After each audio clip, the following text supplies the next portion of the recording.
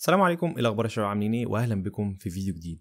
في فيديو النهارده احنا هنتكلم على الايفون 12 برو ماكس. الايفون ده حرفيا هو الموبايل الشخصي بتاعي لمده سنتين، وفي فيديو النهارده انا جاي اقول لك ايه اللي عجبني في الموبايل ده وايه اللي ما عجبنيش في الموبايل ده وايه اللي كنت اتمنى ان هو يكون موجود. يعني انا جربت ال 13 برو ماكس وجربت ال 14، جربت ال 11 برو ماكس، جربت الاكسس ماكس وجربت ال 11 والاكس، جربت اغلب الايفونات اللي نزلت، يعني ما كانش كلها جربتها. فخليني اقول لك ايه اللي كنت اتمناه يبقى موجود في الايفون ده. حرفيا كان يعني هيخليني ان انا ما اعملش ابجريد لايفون تاني، وايه اللي عجبني وايه اللي ما عجبنيش زي ما قلت لك. وهل فعلا ارشح لك الايفون ده انك تشتريه في 2023؟ طبعا هنا انا بتكلم انك تشتريه مستعمل ويكون بسعر كويس. انا مش بتكلم انك تشتريه ان هو بقى ايه، ده ايفون خرافي مثلا هتسيب ال 13 برو ماكس او هتسيب سلسله ال 13 او ال 14 او ال 15 عشان تجيب الايفون ده.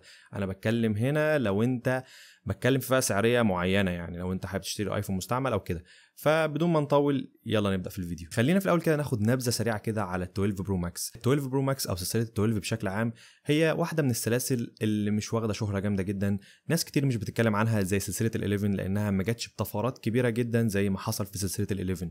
فدايما هتلاقي ناس كتير بتتكلم على سلسله ال 11 سواء بقى ال 11 العادي برو ماكس، وعندك بيتكلموا على ال 13 برو 13 برو ماكس. طبعا يعني الجديد يعني في ال 14 والحاجات دي.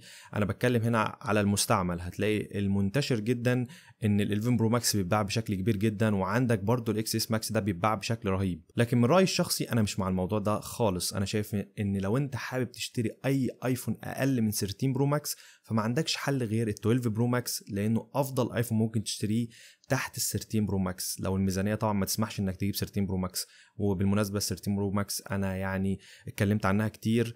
ده الايفون اللي اقدر ارشحه ان هو من افضل الايفونات المثاليه جدا ال 13 برو ماكس. تصميم وخامات 12 برو ماكس كشكل عام كده الموبايل فخم جدا، بتحس انك ماسك كده حاجه محترمه جدا. طبعا مش محتاج اتكلم على الخامات الستانلس ستيل والحاجات اللي هي الفخمه جدا دي، انت اكيد يعني عارف الكلام ده. لكن كشكل فهو افضل بكتير من السلاسل اللي قبله، يعني افضل من ال 11 برو ماكس كشكل بوكس كاميرات وكشكل ديزاين بشكل عام. الفريم بالظهر بوكس الكاميرات بتصميم الشاشه وحواف الشاشه افضل بكتير من ال 11 برو ماكس. يعني انا جربت ال 11 برو ماكس وحطيتهم جنب بعض، في فرق رهيب جدا في التصميم ما بين الاثنين، وفعلا هيفرق معاك جدا لو انت بتحب طبعا الموبايل يبقى شكله افضل وكده. ال 12 برو ماكس هيكون افضل في النقطه دي. واما عن شاشه الموبايل بقى فهي ممتازه جدا الا نقطه واحده بس، وهي دي نبدا هنا. واحده من الحاجات اللي كنت اتمناها تبقى موجوده في الموبايل ده هي الريفريش ريت.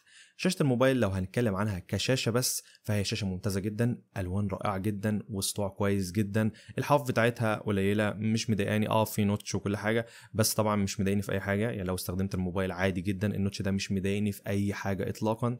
وطبعا النوتش ده أصلا كان موجود في كل الآيفونات وما اتشالش غير في السلسلة الجديدة، فيعني دي حاجة يعني مش عيب. يعني أنت شايف إنها حاجة موجودة في كل الآيفونات حتى لو هي عيب في الأصل، يعني إن شركات الاندرويد فيها حاجات طبعا مختلفة عن كده، لكن هي دي حاجة واقعية في الايفونات. الفيس اي دي شغال بشكل كويس جدا، ما واجهتش معاه اي مشاكل والدنيا هنا تمام جدا. زي ما قلت لك واحدة من النقاط اللي زعلتني في الشاشة دي، او مش هقول انها زعلتني، حاجة من الحاجات اللي كنت اتمناها هي الريفريش ريت. الشاشة دي زي ما انت عارف انها شاشة اموليد لكنها ريفريش ريت 60 هرتز بس. 60 هرتز الشاشة هتقول انها يعني لذيذه طبعا مع النظام الاي او اس والكلام ده. الشاشه لذيذه، الدنيا هنا لذيذه، الموبايل ما فيهوش يعني تقطيع ولا لاج ولا اي حاجه من الحاجات دي.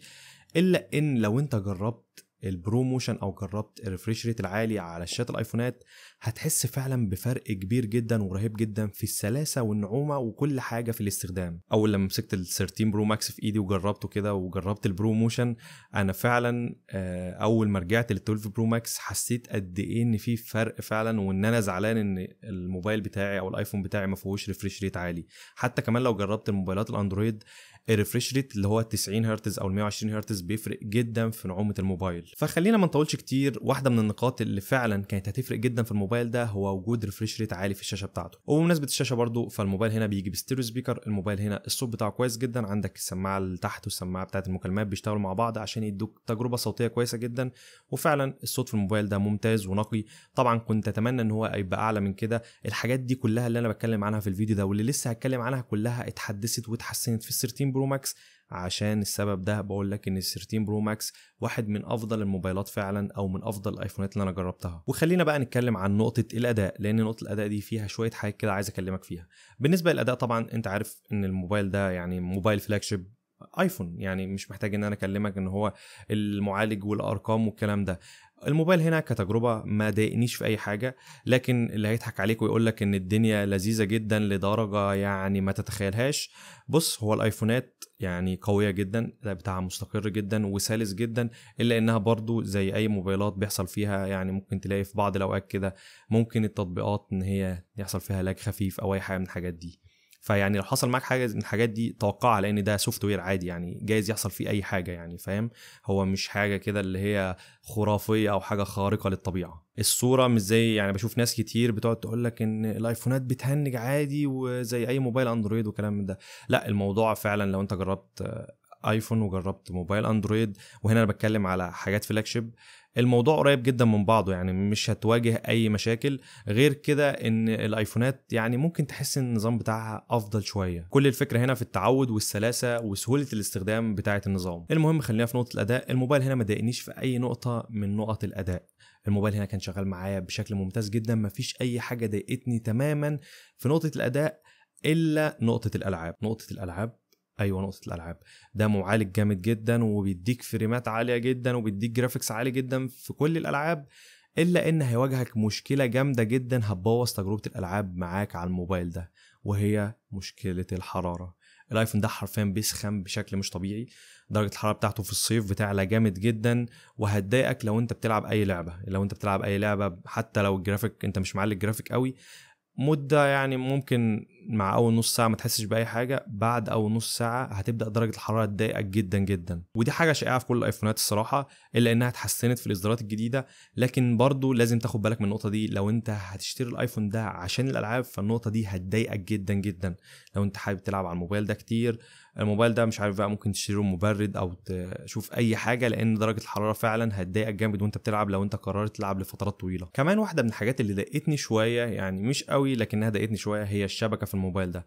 شبكة الموبايل ده هي كويسة لكنها مش ممتازة. يعني الشبكة هنا كويسة، هتلقط معاك عادي جدا في أغلب الأماكن، وفي الأماكن اللي الشبكة فيها ضعيفة هتلقط معاك، لكنها مش قوية قوي، وساعات بتقع كده، يعني ساعات الشبكة بتقع، يعني مش على طول، الموضوع ده مش مستمر، لكنها ساعات الشبكة بتفصل. فدي يعني نقطة ممكن برضو لو انت يعني بتستخدم الموبايل بتاعك في أماكن الشبكة فيها معدومة، ممكن الموضوع ده يضايقك شوية. أما عن نقطة التحديثات فدي برضو واحدة من الحاجات اللي برشح لك فيها سلسلة ال 12 بشكل عام، لأن التحديثات بتاعتها لسه شغالة ولسه قدامها شوية كمان عشان تقف، يعني لسه قدامك سنين تاني عشان تقف. الاي او اس 17 هيوصل للموبايل ده بشكل رسمي، والاي او اس اللي بعده واللي بعده لسه هيوصلوا للموبايل ده بشكل رسمي.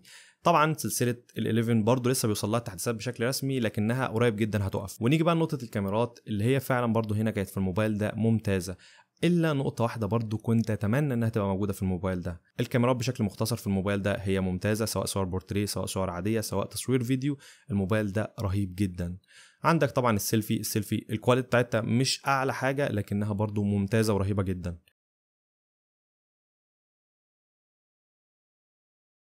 هتقدر تصور بالموبايل ده صور بروفيشنال جدا، هتقدر تاخد منه صور بورتريه رائعه جدا، هتقدر تاخد صور فيها تفاصيل عاليه جدا، صور عاديه وصور ثابته فيها تفاصيل عاليه جدا. والفيديو في الموبايل ده كمان التصوير بتاعه محترم جدا، هتاخد كواليتي عاليه جدا وثبات عالي جدا. ايه بقى الميزه اللي انا كنت اتمنى انها تبقى موجوده في الكاميرات بتاع الايفون ده؟ هو بالاخص كده في تصوير الفيديو وضع السينماتيك مود، وضع العزل بتاع الفيديو. حقيقي الوضع ده لو كان موجود في الموبايل ده كان هيفرق جدا، ولكن طبعا زي ما انت عارف هي حاجه سوفت وير، لكن ابل بتعملها طبعا حصريه للاصدارات الجديده. لو كانت نزلتها مع الاي او اس الجديد او الابديت الجديد كانت هتفرق تماما، لكن طبعا ايه اللي يخلي حد مثلا، يعني الموضوع انت عارف يعني ايه اللي هيحصل. فدي ميزه من المميزات فعلا اللي جربتها في السلاسل الجديده، وحسيت فعلا ان انا كنت محتاجها وقد ايه كانت هتفرق معايا جدا لو كانت موجوده في الموبايل بتاعي. ونيجي بقى لاخر نقطه وهي نقطه البطاريه. البطاريه في الموبايل ده تقدر تقول عنها بكل بساطه جيده جدا، جيده جدا. وليه مش ممتازه؟ جيده جدا لان يعني انا استخدامي مش شاق جدا مع الموبايل، فالايفون بيكمل معايا اليوم عادي جدا، بشحنه اخر اليوم عادي بشكل طبيعي جدا. لكن طبعا يعني كنت اتمنى طبعا لو انا طبعا بقارن الموبايل ده، هي مش مقارنه مع ال13 برو ماكس، لكن انا بقارن لك بالايفونات الافضل منه شويه. لو انت زودت فلوس وجبت حاجه افضل منه، ايه اللي ممكن تاخده فرق، او ايه اللي ممكن يفرق ما بين الموبايل ده والموبايل التاني؟ طبعا هيفرق حاجات تانية، بس انا بكلم لك على الحاجات المهمه اللي هتفرق معاك جدا. يعني ال13 برو ماكس البطاريه بتاعته رهيبه رهيبه رهيبه، الايفون بيقعد معاك يوم كامل مستريح جدا، وممكن كمان لو استخدامك خفيف يكمل معاك يوم ونص. طبعا 12 برو ماكس اخره معاك يوم بالعافيه، ولو انت استخدامك شاق جدا ممكن يعني ما يجيبش معاك اليوم، يعني ايه قبل ما اليوم يخلص كده بحاجات بسيطه تلاقي ان هو خلاص بيودع منك. المهم بقى ان سعر الايفون 12 برو ماكس حاليا في السوق المصري بيتباع مستعمل، يعني ممكن تقول انه بيبدا من حوالي 22000 لحد 25 26 الف جنيه على حسب 128 جيجا 256 جيجا على حسب الحاله والحاجات دي. فطبعا لو انت برضو فكرت في ال11 برو ماكس هتلاقي ال11 برو ماكس بيتكلم في حدود سعر 19 20 21 وممكن يوصل كمان ل 22. فبالتالي ايه اللي يخليك تشتري بنفس السعر 11 برو ماكس اصدار اقدم؟ وطبعا خلي بالك كنت حابب اتكلم في النقطه دي برضو، ال11 برو ماكس الفتره دي اغلب اللي موجود في السوق بيحصل فيه لعب وحاجات زي كده، فلازم تخلي بالك لو انت فكرت تشتري برضو ايه اللي يخليك بقى تشتري ايفون اقدم والمميزات اللي فيه اقل بنفس السعر. ففعلا لو بتفكر في اكس اس ماكس او 11 برو او 11 برو ماكس اعمل لكل الايفونات دي سكيب وخد ال 12 برو ماكس، لان سعره برضو في السوق المصري مش بعيد اطلاقا عن كل الموبايلات دي، مش فارق كبير قوي ما بينهم. وبس دي كل حاجه في النهارده، ما تنساش بقى تعمل لايك وسبسكرايب لو الفيديو جاي ان شاء الله. سلام.